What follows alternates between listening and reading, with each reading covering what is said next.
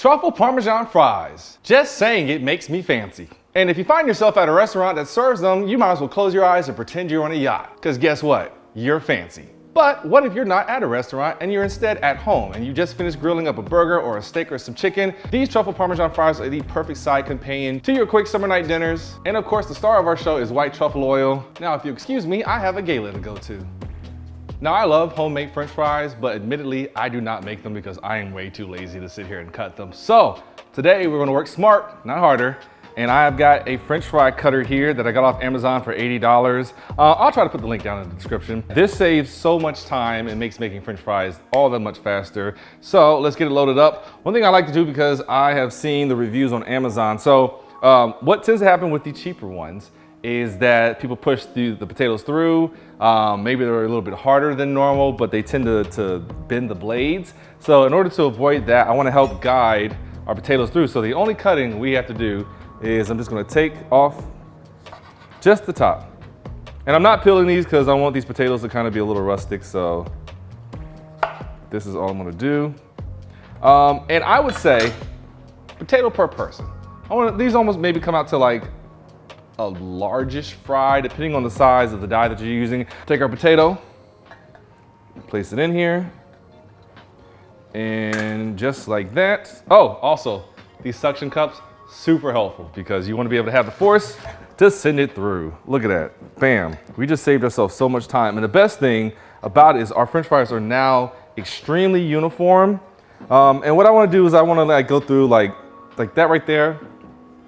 Oh, it's making me gag just looking at it. Like, I don't want to eat that. Even though we've just saved ourselves a lot of time by sending it through the cutter, definitely still check your French fries to make sure there isn't any, oh yeah, that's just awful, ugh. Also, another thing I do, I always buy one more vegetable than I actually need, just in the event of something like that, where like had that been like more in the middle of the French fry, I probably wouldn't have been able to use this potato at all. So if you can afford it, always just get yourself one extra vegetable. That one's fine, let's take off the end. And you've all seen me make French fries on this channel before, so we're gonna do the same thing. I've just got some cold water there, and I'm going to put my fries in there. And then again, one potato per person. I don't know who else I'm making this for, but hey, it's gonna happen. Oh, see, this one has a little bit more. This is one of the ones that'll break your shit. Woo, well, that one took some strength. All right, all these potatoes look great now. So let's get these into this water. This is gonna allow the starches in the potatoes to rinse off. So what I wanna do is I wanna keep it in this water for about 30 minutes. Midway through the 30 minutes, I'm going to empty out the water and put fresh in there, just to kind of help get rid of more and more starch. But yeah, we just let this sit here and chill. I'm gonna clean up my potato cutter because it can get dirty and nasty. And then after this, all we have to do is just blanch it, then fry it, and it's truffle time. All right, it has been 30 minutes. As I said, I like halfway through at the 50-minute mark, I poured the water out and put fresh water in there. And again, all this is just to get the starch off of the potatoes. That is what we want to accomplish. And so now I'm keeping them as dry as possible because, as we all know, water and oil don't mix. So save yourself some popping in your face, or potentially worse, by getting these laid out on a baking sheet and getting them as dry as possible. And I don't mind letting these get a little air dry for a bit. I think I got most of the water off. Right now, I have got my deep fryer here set at 300 degrees. So we're gonna double fry these. And the reason is because we wanna get them nice and crispy on the outside while still soft on the inside. So we have to blanch them first. And then we're gonna crank the temperature up and fry them one more time. The first cook, again, 300 degrees, and I just got some vegetable oil here, but you can use grapeseed, canola, whatever is available to you.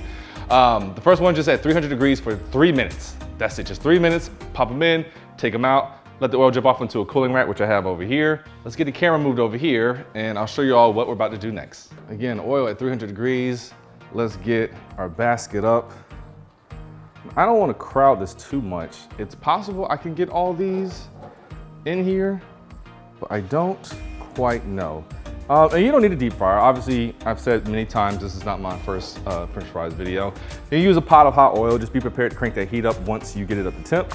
I just, in the sake of trying to get this done fast and pretending this is like, you know, a weeknight, throw some steaks on for me and somebody else, and then I want to have a side to go with it. Just boom, pop these fries through the cutter and into the deep fryer, and then all of this will be done relatively at the same time that it will take you to cook your other things.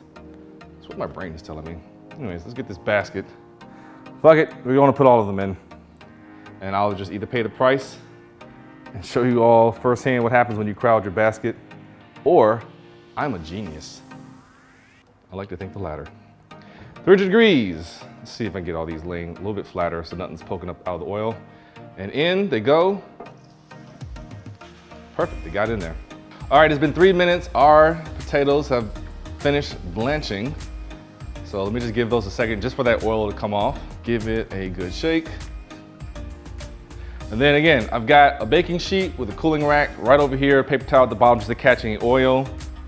I don't want to go directly onto the paper towels because I don't want to create steam, but I am just going to dump my fries onto this and try to get them spread out without burning my fingerprints off, because I've done that way too many times in this show. Just want to get these spread out so they can kind of drip dry.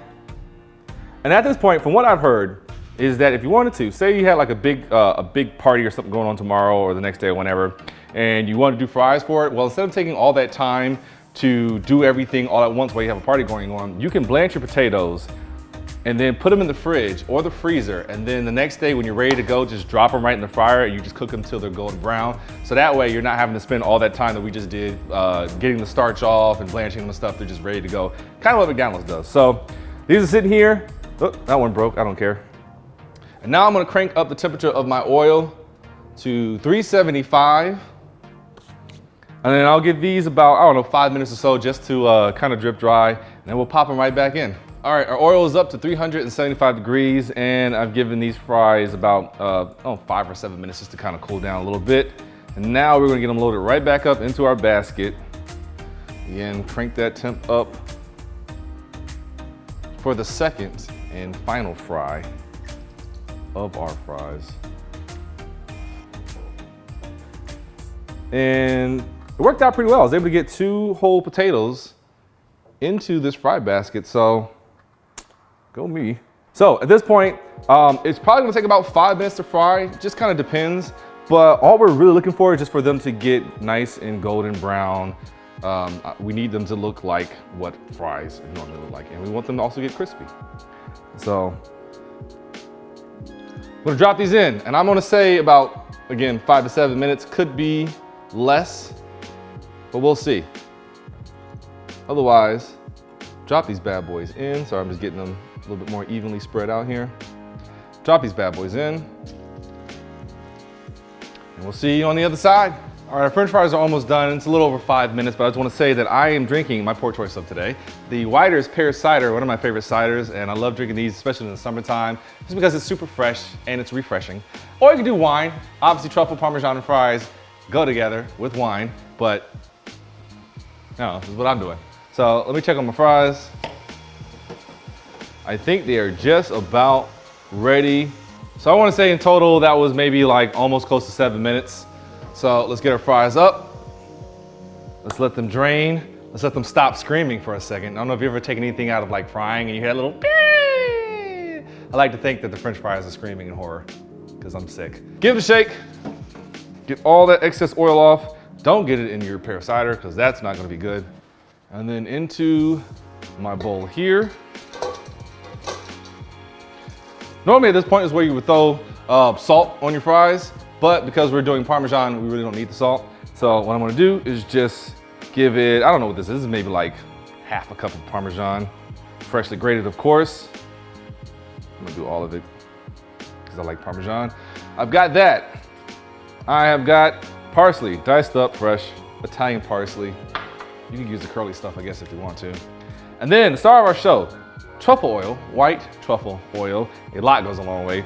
So what I like to do is I use the cap as my measuring tool, and I am a fan of truffle. Some people don't like it. So I'm going to do 2 capfuls, essentially 1 for each potato. And I'm gonna go there. If you've never had truffle before, maybe start with 1. and see how your taste buds go from there. You can always add more. And then let's just give it a good shake.